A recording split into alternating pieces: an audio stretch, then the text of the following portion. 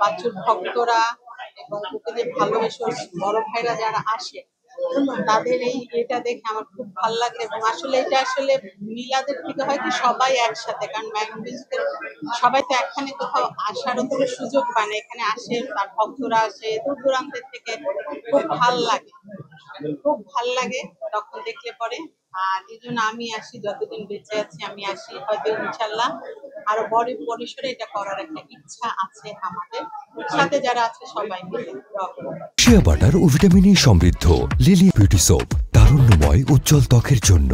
Remark আসলে এখানে তো এই ভালো লাগাটা, যেখানে তাকে যে ভালোবেসে সবাই আসে, পরিবারের পাওয়ার কিছুই নাই, ভালো লাগে।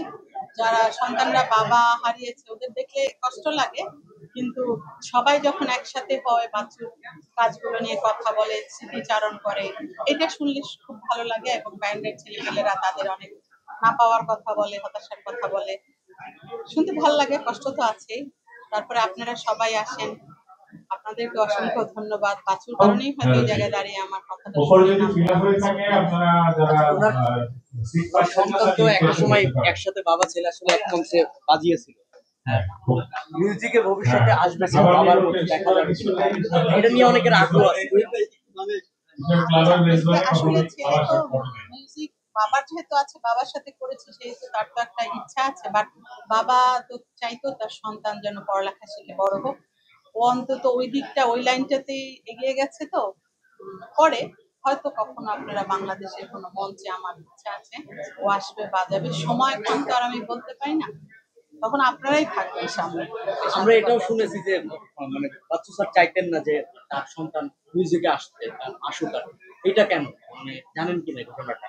হ্যাঁ, অবশ্যই তার কষ্ট থেকে, না পাওয়ার থেকে। কারণ মিউজিশিয়ানরা কিন্তু খুব একটা পায় না দেশে, চলি কথা। আজকে যারা খেলোয়াড় অনেক দিক থেকে পায়, এরা তো সবসময় ডিপ্রাইভ হয়। বাচ্চা তো ফাইট করতে করতে, একটা মানুষ তো এত পশ লাইফ লিড করে গান বাজনা করা, ওর পরে তো আর জেনারেশনটা পারতো না।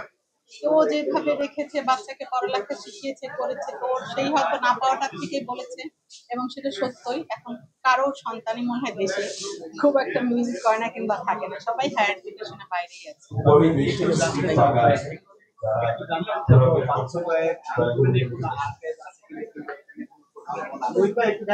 হ্যাঁ, আইয়ুব বাচ্চুর গানগুলো নিয়ে তো আমরা আর্কাইভিং তো হচ্ছে, এবং ফাউন্ডেশন যেটা হয়েছে, সেই ফাউন্ডেশনের তরফ থেকে তার ফিউচার যে প্ল্যানগুলো আমাদের আছে, আসলে বলে বলে তো কোনো প্ল্যান একদম কতটুকু হয় না, এটা তো আরো বেড়ে যায়। তো সেই হিসাবে আমরা কাজ করছি। বাচ্চুর গানগুলো আপনারা সংগুলো শুনতে পাবেন, এবং সবই ভক্তদের সামনে আসবে। শুধু একটা রিলিজ করেছে, আসলে এই প্ল্যাটফর্মটার জন্য কাউকে কাউকে এগিয়ে আসতে হয়। আসলে আমার তরফ থেকে একা জিনিসটা করা সম্ভব না, কেউ যদি এগিয়ে আসে, আপনারা অনেক গান আছে তার মিউজিক্যাল ইনস্ট্রুমেন্ট বলেন, গিটার বলেন, সবই আপনারা দেখতে পাবেন। সুতরাং সামনে নিয়ে আসার জন্য, সবার সামনে ওপেন করার জন্যই আমার এই পথে হাঁটা, ফাউন্ডেশনটা করা এবং এই এগিয়ে চলা। ওয়ালটন এখন দেশের সীমানা পেরিয়ে পৌঁছে গিয়েছে 50টিরও বেশি দেশে। ওয়ালটন, ঘরে ঘরে বিশ্বজুড়ে।